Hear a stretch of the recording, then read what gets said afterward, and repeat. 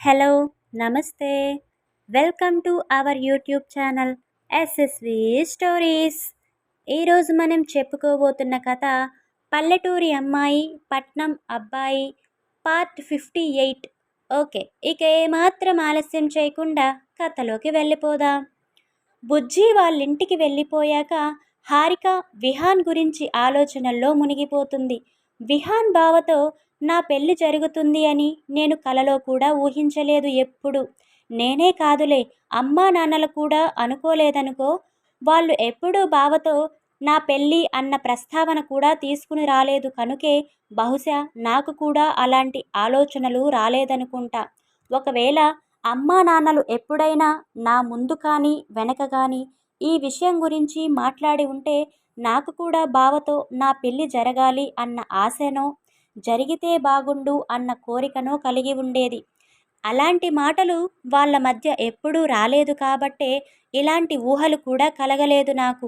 కానీ ఇప్పుడు ఉన్నట్టుండి అత్తయ్య వచ్చి విహాన్ బావతో నా పెళ్లి చెయ్యాలి అనుకుంటున్న విషయం చెప్పడమే ఆశ్చర్యం అనుకుంటే, ఆ మాటలు అనుకున్న వారం 10 రోజుల్లోనే మా పెళ్ళికి ముహూర్తాలు కూడా పెట్టేశారని చెప్పి ఆ ఆశ్చర్యాన్ని మరింత ఎక్కువ చేసింది. ఇప్పుడు ఏకంగా లగ్న పత్రికలు కూడా రాయించేందుకు అమ్మా నాన్నల్ని పిలిపించింది. అమ్మవాళ్ళు పట్నం వెళ్ళి చాలాసేపు అయింది కనుక లగ్నపత్రిక రాసే కార్యక్రమం కూడా పూర్తి అయ్యే ఉంటుంది. బావతో నా పెళ్లి జరగడానికి ఇంకెన్నో రోజుల సమయం లేదు. కానీ విహాన్ బావ నాతో ఒకసారి కూడా మాట్లాడాలి అని కానీ, నన్ను చూడాలి అని కానీ అనుకోలేదు. ఎందుకు? ఒకవేళ తనకి నాతో పెళ్ళి ఇష్టం లేదా? లేదంటే ఉన్నట్టుండి పెళ్ళి జరుగుతుంది అని ఆ పనుల్లో బిజీగా ఉన్నాడా?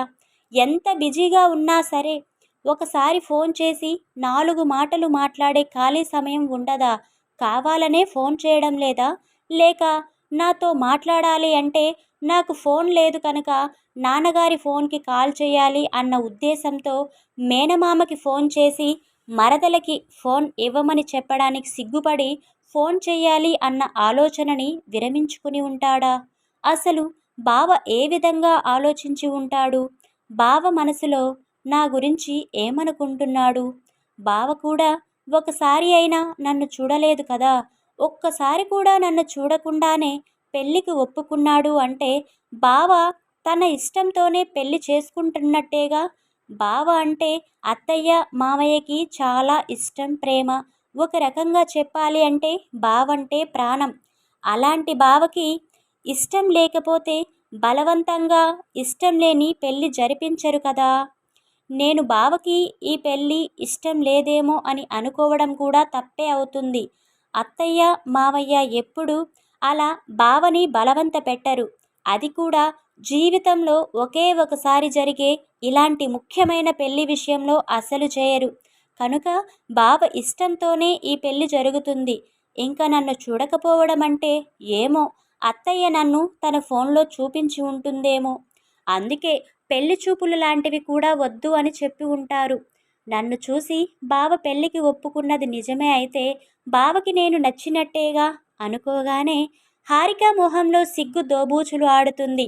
కొన్ని క్షణాలకి తన సిగ్గుని ఆపుకుని, బావకి నిజంగా నేను నచ్చానా? నచ్చకుంటే పెళ్ళికి సరే అనడు కదా. అంటే బావకి నేను నచ్చే ఉంటాను. హమ్మయ్య, విహాన్ బావకి నేను నచ్చితే సంతోషమే. ఎక్కడ బావకి నేను నచ్చనో అని చాలా కంగారు పడ్డాను అనుకుని వెంటనే బావ నన్ను చూస్తే సరిపోతుందా? విహాన్ బావని ఒకసారి అయినా నేను చూడొద్దా? అత్తయ్య కూడా ఎందుకు బావ ఫొటోస్ కూడా నాకు చూపించకుండా వెళ్ళింది? అప్పుడెప్పుడో బావ కాలేజీలో చేరిన కొత్తల్లో ఫొటోస్ అని అప్పుడెప్పుడో చూపించింది నాకు. దాని తరువాత బావ ఫొటోస్ అత్తయ్య కూడా చూపించలేదు. నేను చొరవ చేసి అడగలేదు.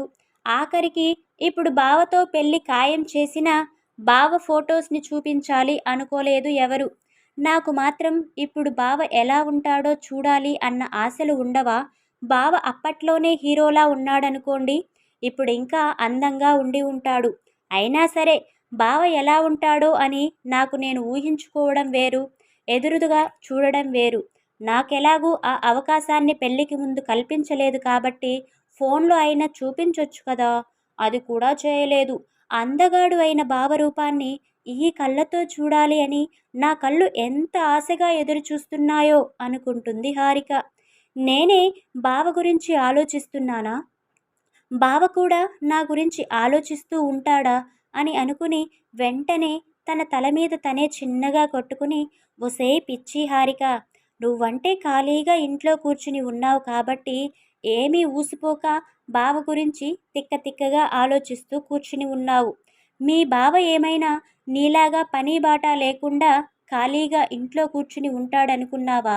విదేశాల్లోకి వెళ్ళి మరీ పెద్ద పెద్ద చదువులు చదువుకుని వచ్చినవాడు.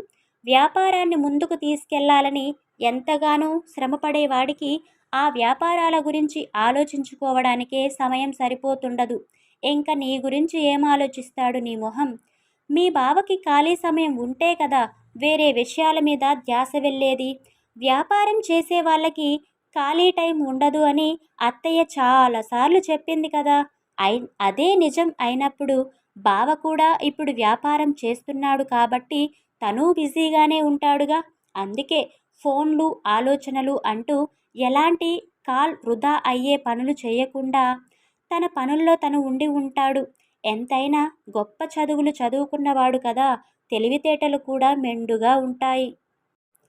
బావ తెలివితో వ్యాపారం చాలా అభివృద్ధి చెందుతుంది అని అత్తయ్య మామయ్య చెప్పారు కదా. బావ ఎంతలా శ్రమించి ఉంటే కొద్ది కాలంలోనే అంతగా అభివృద్ధి వస్తుంది. ఎంత అనుకున్నా నా బావ చాలా గ్రేట్ సుమి. భవిష్యత్తులో మా పెళ్ళైన తరువాత విహాన్ బావని చాలా మంచిగా చూసుకోవాలి. తనకి నా వల్ల ఎలాంటి ఇబ్బంది కలగకుండా ప్రవర్తించాలి. బావకి ఏం నచ్చుతాయో ఏం నచ్చవో అన్నీ తెలుసుకుని మరీ వంట చేయాలి. బావకి నా వంటలతో కడుపు నింపాలి అనుకుని విహాన్ని తలుచుకుంటూ మురిసిపోతుంది హారిక. మాతో మీరు చెప్పకుండానే పొలం కూడా అమ్మేశారని తెలిసి నేను ఎంత బాధపడ్డానో తెలుసా మీకు అని చిరుకోపంగా అంటారు. అబ్బా వదిన, జరిగిందేదో జరిగిపోయింది. అప్పుడు మేము ఎలా ఆలోచించి మీ వరకు విషయం చెప్పకుండా ఉన్నామో మీకు చెప్పాము కదా. ఎంతైనా ఆడపిల్ల పెళ్ళైన తరువాత ఆడపిల్లే గాని ఈడపిల్ల కాదు కదా.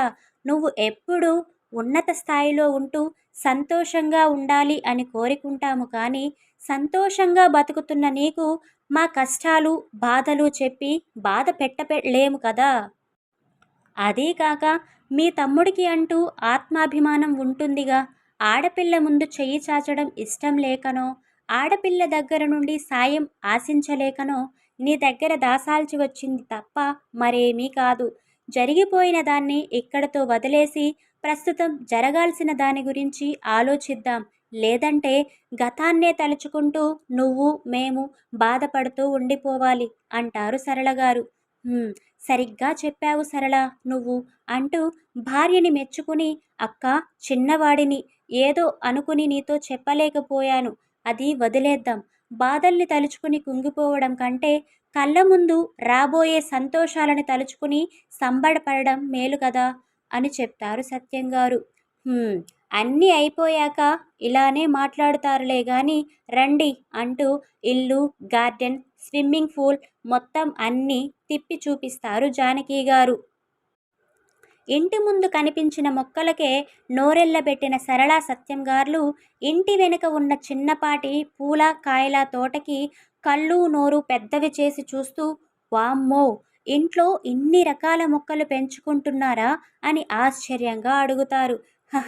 నీకు తెలుసుగా తమ్ముడు, నాకు మొక్కలు అన్నా వాటిని పెంచడం అన్నా ఇష్టమని అంటారు జానకి గారు నవ్వుతూ. హా అక్క, నీ పోలిక నీ ఇష్టమేగా మన హారికాకి కూడా వచ్చింది అని చెప్తారు సత్యంగారు. ఆ ఇష్టంతోనే ఇంట్లో ఖాళీగా కూర్చోలేక అప్పుడప్పుడు కొన్ని కొన్ని మొక్కలు తెప్పించి నాటుతూ ఇదిగో ఇలా పెంచి పెద్ద చేసి పువ్వులు కాయలు కాసేలా చేస్తున్నాను. ఏదో ఇష్టంతో పొద్దుపోక చేసిన పనే ఈ తోటకి మూలం అంటూ నవ్వుతారు జానకి గారు. తరువాత ఏం జరిగిందో నెక్స్ట్ పార్ట్లో తెలుసుకుందాం. మీకు కనుక మన స్టోరీస్ నచ్చుతున్నట్టయితే please like, share, comment and subscribe.